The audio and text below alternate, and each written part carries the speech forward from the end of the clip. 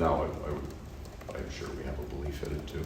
Paul, with Chucky going on college game day on Saturday, and the guys getting on the field, like on the jumbotron, just how important is it both maybe for the team and for maybe the league as a whole to kind of get in front of more sports fans who may not necessarily be, hockey fans already?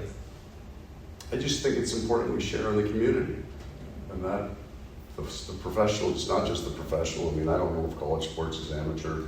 They look like they're all pros out there. Right? It's pretty serious business, we could say that. It's important to be a part of the community, but that's real, right? So, I don't know.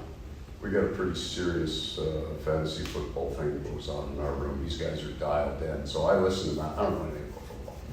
So I was pretty impressed that he could give reasons for why he picked the team. Strictly coin toss for me. But it's really important. They're part of the community. It's a great event, right? I went to my first college football game. I went to the Orange Bowl. Oh my God, that was awesome. I can see why you would go.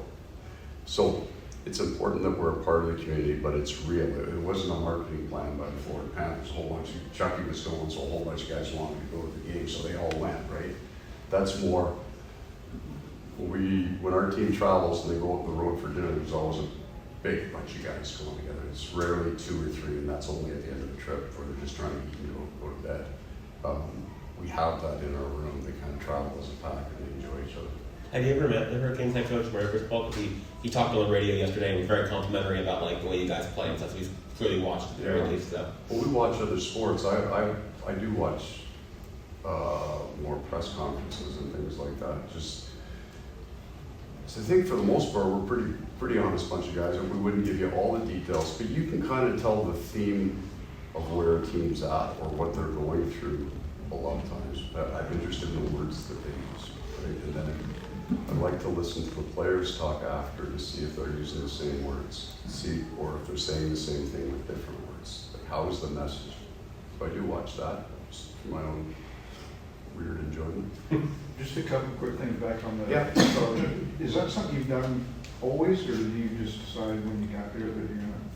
No, I've always had hard camps. What's different? The first 22 years of my career, I mean, if you didn't play flat out as hard as you could, you weren't winning. You just weren't. You're under it. And then I do believe in the hardness of the game of hockey being a really, really important part of it. Certainly skill, talent, all of that is critical. But I would still go back to what I said earlier. The most important part of hard camp is that everybody does it. They're all doing it together. And is there any favorite part of the drill or any part of it that wears people out more? Is there anything different you do now than, or is it just more than regular practice? This is harder. I've only had one other season back in, it was my first full year as the head coach in the NHL. It was hard because Randy will tell you, I think training camp was 5 weeks, 5.5 weeks long. I think we went to Florida for 10 days and played at Estero. The camps were unbelievable. We played 9, 10 exhibition games. You'd bring in 100 guys to camp. That was just hard on volume. I just gave them every single day. That was probably a little over the top, to be honest with you. This one's hard because they make it hard. The difference between our camp and camps that I've run in the past is possibly that the players make it hard. And I know that because we've run the exact same drills to the exact same duration for 3 straight years. And each year we can measure their output. It gets higher. So it's not me yelling. Matter of fact, I barely yell at them.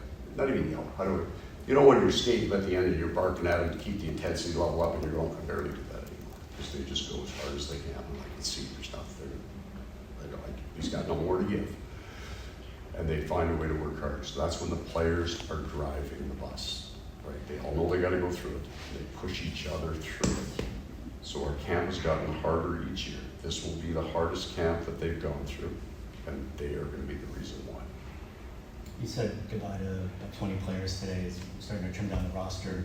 Just going from one game to the next, what are you looking for as you head up to Raleigh and the group you're going to bring with you? With these guys, and we'll put some veteran players in the home game versus Carolina. We'll take another very young group to the road game in Orlando. For all of the new guys that I'm just trying to learn their game. trying to find out what I think they do for a living. What are they good at? That's a really important question to ask. What's that guy good at? How do I fit him in?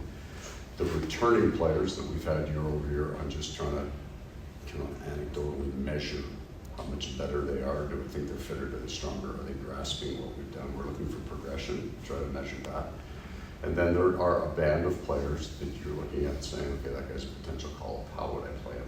First of all, can I make him better? Can I help him get better? Is there some of it early on, I just wanted to learn our game, try to play it, and see if you can. And then shape you a little bit. You got to be more physical. You can be less physical. You're running around when you just get the little details where you take each individual player and try to shape them into our team. That's really what I'm looking for. If any of these young guys that came out, and let's say, and I thought they were all fine, like pretty good, real good idea of like I don't know why we drafted them or why we brought them to camp. But if they're young and they had a tough camp, I won't think about them again. I won't assess them because they got years before.